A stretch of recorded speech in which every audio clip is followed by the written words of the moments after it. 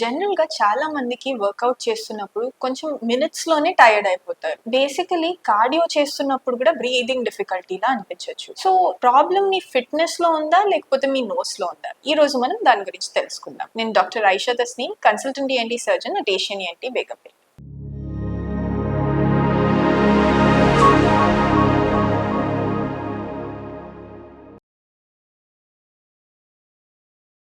మన nose only ఒక air pass చేయడానికి పైప్ లా కాదు. మనం నోస్ లో వేరే చాలా జరుగుతూ ఉంటాయి. ఏమైతుందంటే మనకు ఎయిర్ ఫ్లో ఏదైతే అవుతుందో దాన్ని ఫస్ట్ మనం ఫిల్టర్ చేస్తాం, దాని తర్వాత దాన్ని వార్మ్ చేస్తాం, దాని తర్వాత హ్యూమిడిఫికేషన్ కూడా జరుగుతుంది. సిరీస్ ఆఫ్ స్టెప్స్ అవ్వడం వల్ల మనకు ముక్కు నుంచి లంగ్స్ కి వెళ్తున్న గాలి బాగా ఫిల్టర్డ్ అండ్ హ్యూమిడిఫైడ్ ఎయిర్ వెళ్తుంది అనమాట. దీని వల్ల మనకు ఆక్సిజన్ ఎక్స్చేంజ్ ఏదైతే లంగ్స్ లో జరుగుతుందో అది ఈజీ అవుతుంది. సో ఆక్సిజన్ ఎక్స్చేంజ్ మంచిగా అవ్వడం వల్ల మనకు బ్రెయిన్ కి, మసిల్స్ కి అందాల్సిన ఆక్సిజన్ అండ్ బ్లడ్ సప్లై మంచిగా పెరుగుతుంది. సో అప్పుడు మనకు we're doing it much right. But generally కొంతమందికి ముక్కులో బ్లాక్ ఉంటుంది. సో ఈ బ్లాక్ ఉన్నప్పుడు మౌత్ బ్రీదింగ్ లా చేస్తూ ఉంటారు. మౌత్ బ్రీదింగ్ నుంచి వచ్చిన గాలి మనకు ఎఫికసీ ఆఫ్ బ్రీదింగ్ తగ్గుతుంది, ప్లస్ ఆక్సిజన్ సాచురేషన్స్ కూడా తగ్గుతాయి అన్నమాట. దీని వల్ల ఎఫికసీ ఆఫ్ మీ ఎక్సర్సైజ్ గానీ, స్టామినాలో గానీ, ఫెటీగ్ లో గానీ ఎఫెక్ట్ పడుతుంది అనమాట. సో అందుకే తొందరగా అలసిపోవడం గానీ,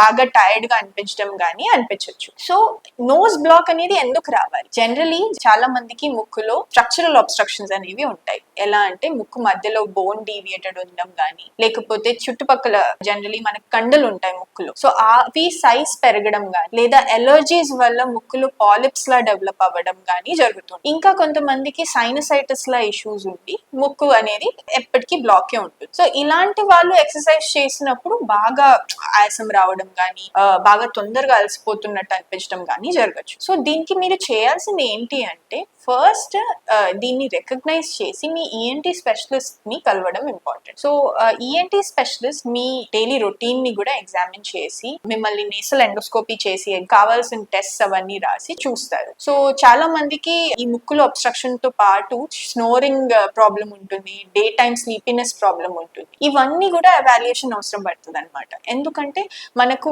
బ్రెయిన్ కి ఆక్సిజన్ ఎంత ఎఫిషియెంట్లీ అందుతుందో అంత ఎఫిషియెంట్ గా మీరు ఎక్సర్సైజ్ చేయగలుగుతారు. సో నెక్స్ట్ టైం మీకు జిమ్ కి వెళ్ళినా లేకపోతే ఫిట్నెస్ లో ఏమైనా ఇష్యూ అనిపించినా దాన్ని మీలో, మీ మసిల్స్ లోపల లేకపోతే మీ బాడీ లోపల ఏమైనా ప్రాబ్లం ఉందని అనుకోకండి. It could be just because your nose is not working properly. So వెంటనే ఇలాంటి ప్రాబ్లమ్స్ ఉంటే ENT స్పెషలిస్ట్ ని కలవండి. Because when you feel better then you can heal better. Thank you.